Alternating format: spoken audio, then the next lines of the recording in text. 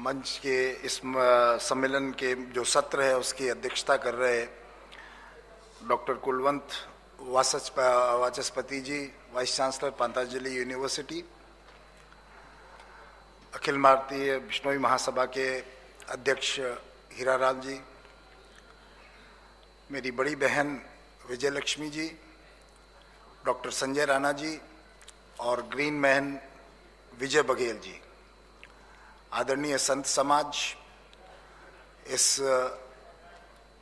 Hall में उपस्थित परम आदरणीय श्री जसवंत सिंह जी, विधायकगण, संसदीय सचिव श्री लादूराम जी, विधायकगण पब्बाराम जी, सुखराम जी, अन्य जनप्रतिनिधिगण, भागीरथ जी प्रधान लोहावट तथा उपस्थित श्रोतागण, माताओं और बहनों, सबसे पहले तो मैं जामानी साहित्य अकादमी बीकानेर और हिंदी डिपार्टमेंट दिल्ली यूनिवर्सिटी का तहे दिल से आभार प्रकट करना चाहता हूं कि आपने इतना सफल आयोजन इस संगोष्ठी का किया और विषय भी आपका बहुत ही रुचिपूर्ण विषय कि भक्ति आंदोलन और वर्तमान वैश्विक परिदृश्य में गुरु जाम्बोजी का चिंतन। भाई और बहनों, आज विश्व में ये बात सर्वमान्य रूप से मान ली गई है कि आज से 550 साल पहले जो जाम्बोजी ने नियम बताए थे वो बहुत ज्यादा और सबसे ज्यादा प्रासंगिक आज की स्थितियों में वही नियम है।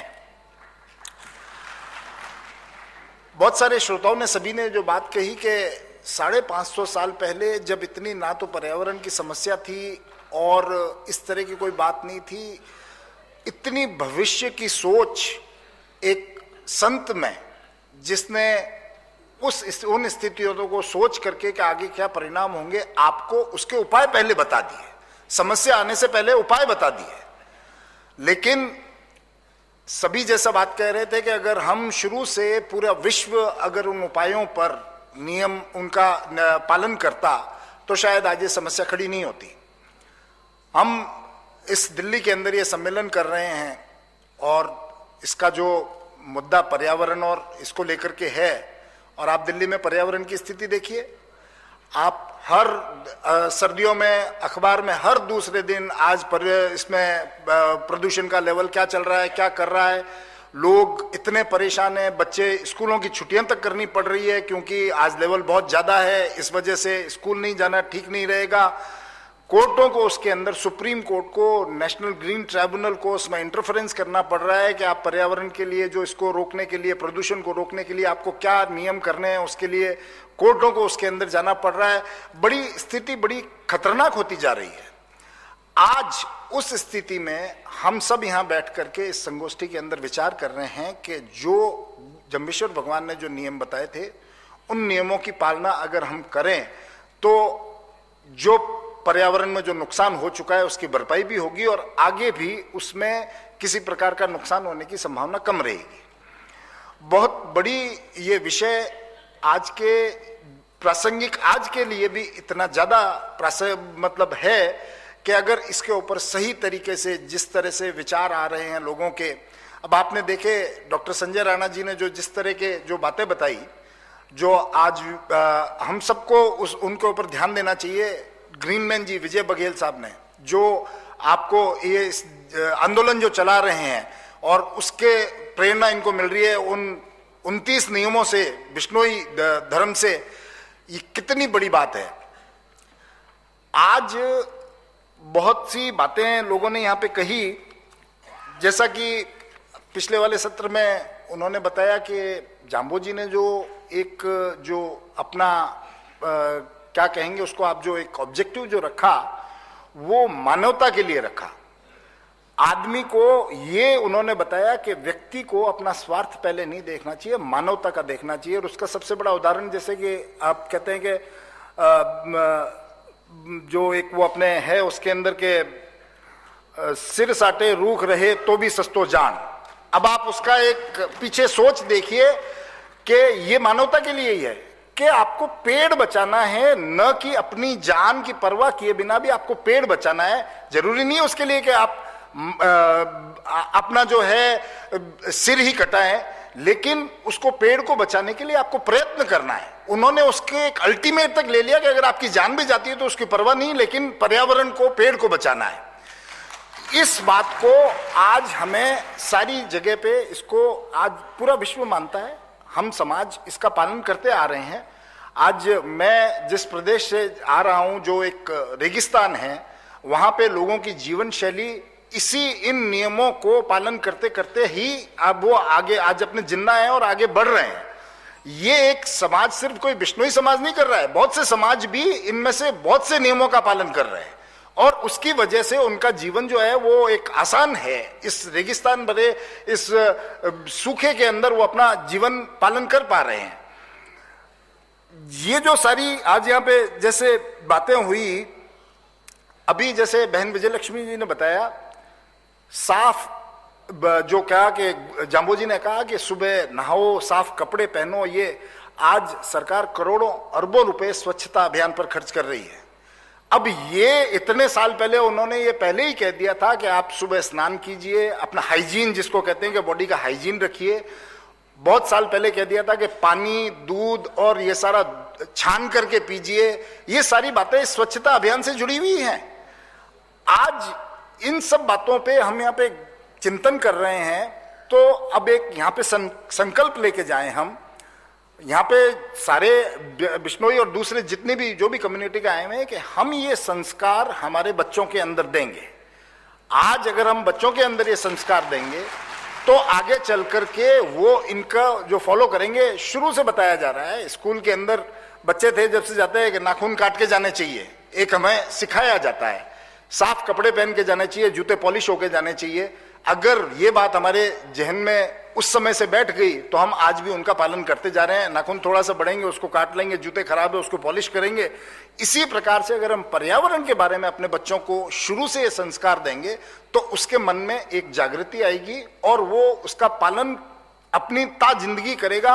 अगर सभी व्यक्ति इन पर्यावरण के बारे में और दूसरे संस्कारों का पालन करने लगेगा तो ये समस्या रहेगी ही नहीं। इन संगोष्ठियों की जो अभी जैसा संजय राणा जी ने बताया कि हमें बिश्नोई समाज एक प्रगतिशील समाज है। 500-550 साल पहले ऐसी बातें गुरु जाम्बो जी ने बताई जो शायद उस वक्त किसी के लिए सोचना भी बहुत मुश्किल था, पालन करना तो बात ही अलग है। लेकिन उन्होंने एक दूरगामी सोच रखते हुए, आगे की बात सोचते हुए इस तरह की बातें बताई। तो that means the idea was के वी मस्ट बी अडेप्टिव। हमें नए अगर कोई जो चीज आ रही है, नए चैलेंजेस आ रहे हैं तो हम उसको अडेप्ट करना चाहिए हमें, कि ये सारी बातें अगर नया कोई चैलेंज आ रहा है तो हम हमारे जो नियम हैं उनको किस प्रकार से उन नियमों के अंदर रहते हुए नई चीज क्या कर सकें। बहुत सी बातें हैं आज के नियम में। आप बताए जैसे 29 नियम है, ये सारे नियम जैसा बघेल जी ने कहा कि अगर आप इनका एग्जामिन करें तो ये सारे नियम साइंटिफिक, इनके पीछे कोई ना कोई रीजन है। ये हवा में बनाए हुए नियम नहीं है, इनके पीछे, हर नियम के पीछे कोई ना कोई साइंटिफिक रीजन है। हो सकता है आज के इस युग में कुछ बहुत कम नियम होंगे, वैसे तो मुझे कोई समझ में कम आए, लेकिन हो सकता है कोई अप्रासंगिक हो गए हैं। तो हम एक इस तरह की सोच डेवलप करें कि अगर जो नियम कोई अप्रासंगिक हो गए हैं तो हम उसके अंदर एक नई बात जोड़ें, उससे मिलती जुलती या एक नई बात करें, एक नया नियम करें जिसके अंदर ये बात करें। आपने बहुत अच्छी बात बताई इस प्लास्टिक की बोतल की। It is a great source of pollution now it is. बहुत बड़ा प्लास्टिक जो है, बहुत बड़ा एक ये समस्या बन चुकी है। मैं आपको एक उदाहरण देना चाहूंगा। एक बहुत लेमैन है, हमारे राजस्थान हाईकोर्ट का एम्प्लॉई है, जोधपुर के अंदर है, खम्बूराम। इस व्यक्ति ने, अकेले व्यक्ति ने, मेरे को आज इतने साल हो गए, हर मेले में, बिश्नोइयों के हर मेले में ये प्लास्टिक के खिलाफ में अभियान चलाता है। ये प्लास्टिक की बॉटल्स, प्लास्टिक के रैपर्स, प्लास्टिक की थैलियां इकट्ठी करके और उनका डिस्पोजल करता है। ये इस तरह का ये वन मैन आर्मी है और इसके पीछे इतने आदमी जुड़े हैं और हर मेले के अंदर इसका एक अलग से होता है। इस प्रकार के अगर हर व्यक्ति इस तरह की सोच करे, जो चीज पर्यावरण को नुकसान पहुंचाती है वो व्यक्ति बिश्नोई समाज का हो या कोई भी व्यक्ति हो, वो अगर उसको रोकेगा तो वो एक तरह से मानव कल्याण के लिए कार्य करेगा। अभी पिछले सत्र में बिश्नोई मदन मोहन जी गुप्ता साहब, उन्होंने कहा कि हमारे को इसकी जनसंख्या बिश्नोइयों की बढ़ानी चाहिए। ये एक बड़ा कॉन्ट्राडिक्शन है, एक तरफ तो लोग कह रहे हैं जनसंख्या कम करो और एक कह रहे हम कह रहे हैं जनसंख्या बढ़ाओ। लेकिन मेरा मानना है कि बिश्नोई कोई धर्म या जाति नहीं है, बिश्नोई रहने का तरीका है, बिश्नोई एक संस्कृति है। जो व्यक्ति किसी भी जाति का, किसी भी धर्म का, अगर ये 29 नियमों का पालन करता है वो बिश्नोई है। आज हम ये कह दें कि सिर्फ जो बिश्नोई पैदा हुआ है वही बिश्नोई है, वो ये जरूरी नहीं है। जो व्यक्ति चाहे कोई भी जाति का हो 29 नियमों का पालन करेगा, he is also a Bishnoi, वो भी एक बिश्नोई है। तो हमारी सोच तो ये होनी चाहिए कि हम ज्यादा से ज्यादा हमारे समाज से बाहर लोगों को प्रेरणा दें कि वो इन नियमों का पालन करें। जो इन नियमों का पालन करने लगेगा वो बिश्नोई हो जाएगा, हमारी जनसंख्या अपने आप बढ़ जाएगी। ये इस सोच के साथ हमें काम करना है। अब मैं आपको जैसा बताऊं, यही बात धर्म परिवर्तन, धर्म हमको किसी दूसरे को परिवर्तन करवा के बिश्नोई बनाने की जरूरत नहीं है। हम तो उनको प्रेरणा दें, हम उनको उत्साहित करें, हम उनको मोटिवेट करें कि आप इन नियमों का पालन कीजिए। नॉट बिकॉज के हम कह रहे हैं, बिकॉज ये आपके जीवन के स्तर को बहुत बहुत आसान बना देगा और बहुत आपका जीवन सरल हो जाएगा, इसलिए आप इसको पालन करें। सही कहा डॉक्टर राणा ने। ये कॉन्फ्रेंसेस तो मेरे ख्याल से दिल्ली में तो इस तरह की एनवायरनमेंट को लेकर के और हजारों कॉन्फ्रेंस हुई होंगी, लेकिन वेयर आर द रिजल्ट्स? उसके रिजल्ट कहाँ हैं? कोई रिजल्ट हमको नजर नहीं आ रहे हैं। ये कॉन्फ्रेंस सफल तब होगी कि आज हम यहाँ से जो भी बातें सुन रहे हैं, बहुत से विद्वान आए हैं, मैं तो बहुत तुच्छ हूँ, और बहुत से विद्वान यहाँ पे आए हैं जो पर्यावरण के बारे में, जिन्होंने कई कई बातें बताई है। आप जैसा बता रहे हैं, आपने दुनिया भर के अंदर इन कॉन्फ्रेंसेस को अटेंड किया है, बहुत सारे आइडियाज आपको आए होंगे और बहुत सी बातें आपने बाहर के देशों से, बाहर के पर्यावरणविदों से सीखी होंगी। ये सब अपने विचार रखेंगे। आप यहाँ पे इस सम्मेलन में इतनी दूर से आए हैं, आप इस सम्मेलन में जो भी विचार आते हैं उन पर मंथन करें और एक आइडिया यहाँ से लेकर के जाएं कि हमें इस सम्मेलन से जो भी ज्ञान प्राप्त हुआ है, जो भी हमारी जानकारी हुई है, हम उसको फैलाएं, ज्यादा से ज्यादा फैलाएं।